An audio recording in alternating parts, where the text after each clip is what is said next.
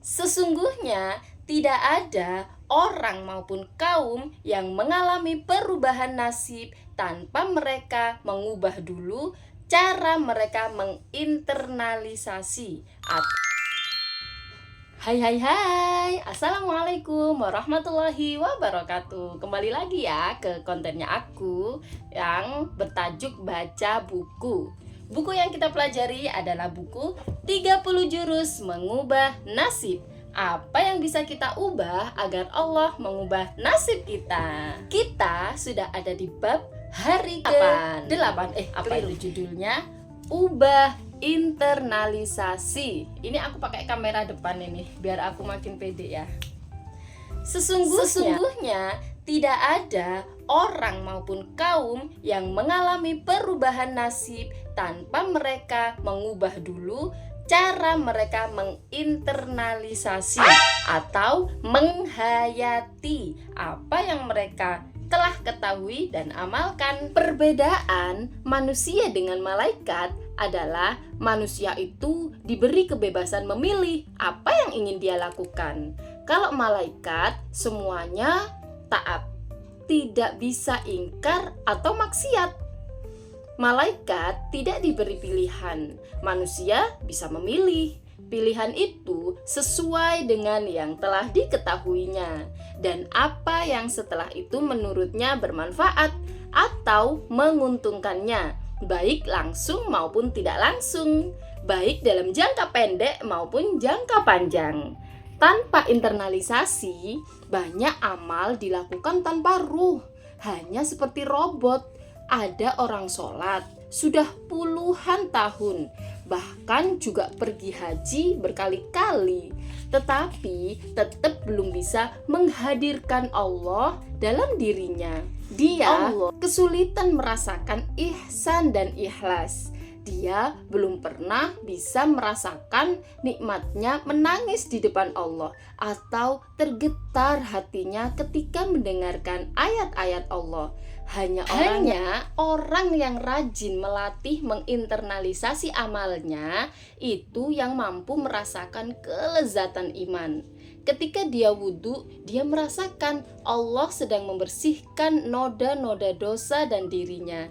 Ketika dia sujud, dia merasa bersimpuh di depan Allah yang Maha Perkasa, yang siap menghukumnya atas kesalahannya.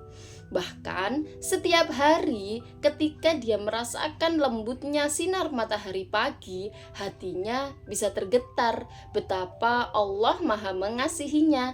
Padahal Allah sangat mampu menjadikan syarafnya mati, sehingga dia tidak mampu lagi merasakan lembutnya sinar matahari itu. Di sisi lain, orang yang mampu menghayati pengetahuannya akan mampu bersikap cool terhadap ada sesuatu yang bagi orang lain selintas tidak lazim, tidak bermanfaat, atau tidak menguntungkannya. Seorang jenius seperti Albert Einstein itu begitu tenang ketika orang mengolok-oloknya ketika dia mengusulkan teori relativitas sebagai cara pandang baru tentang alam semesta.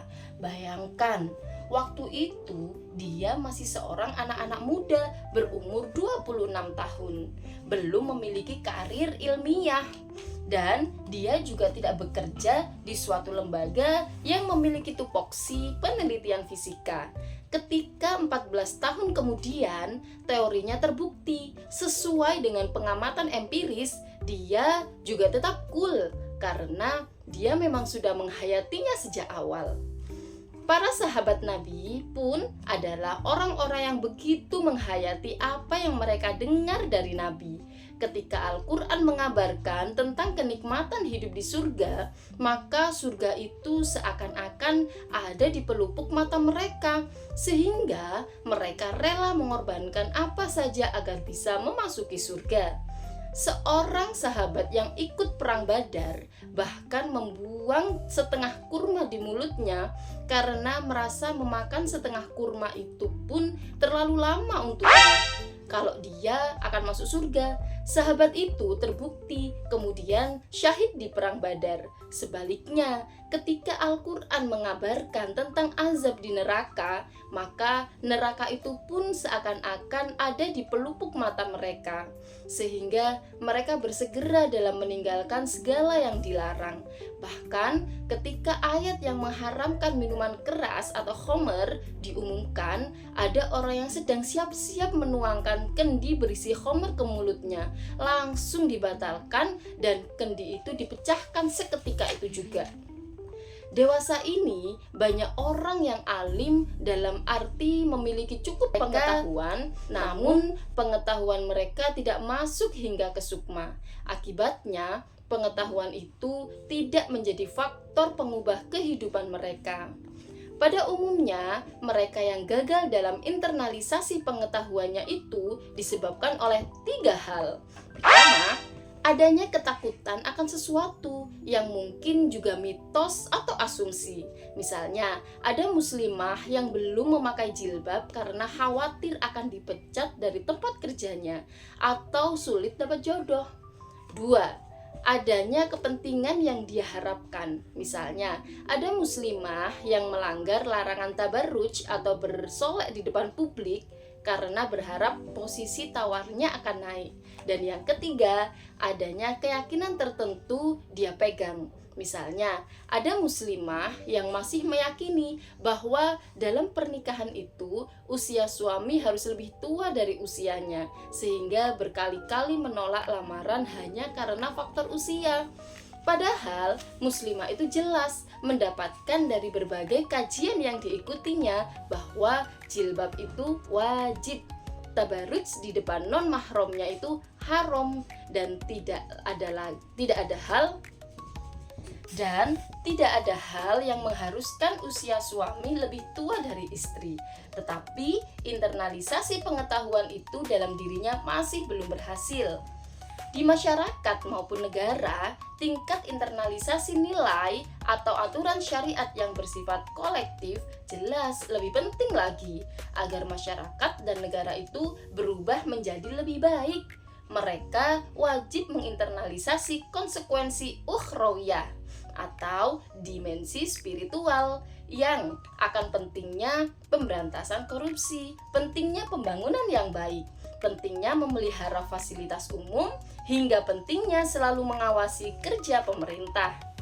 Ketika seorang superior sedang menyiapkan sebuah peta rupa bumi atau topografi, mestinya dia kerjakan dengan internalisasi bahwa dia sedang menyiapkan sebuah alat yang dengan itu kelak ada bencana. Pertolongan dapat mudah dilakukan berbekal peta yang dibuatnya.